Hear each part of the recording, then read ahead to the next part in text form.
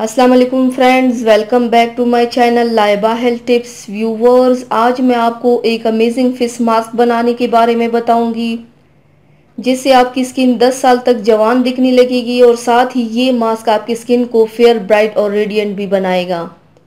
इस मास्क की regular application से आपकी स्किन से रिंकल्स और फाइन लाइंस चले जाएंगे और आपकी स्किन हमेशा के लिए फेयर और यंगर लुकिंग बनेगी।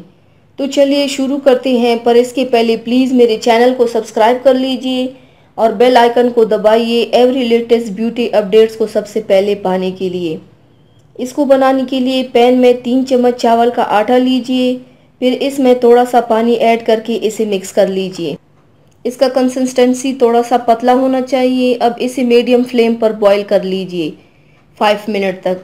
ये बॉईल होते वक्त ध्यान रखिए कि ये मिक्सचर पैन से चिपक ना जाए, इसीलिए इस मिक्सचर को एक चम्मच की मदद से हिलाते जाएं।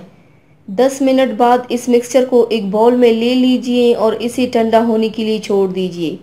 जब ये ठंडा हो जाए तो इसमें 2 चम्मच दूध और 1 चम्मच शहद ऐड कीजिए और इसे अच्छे से मिक्स कर लीजिए। अब इस पेस्ट को अपनी क्लीन चेहरे पर अप्लाई कर लीजिए।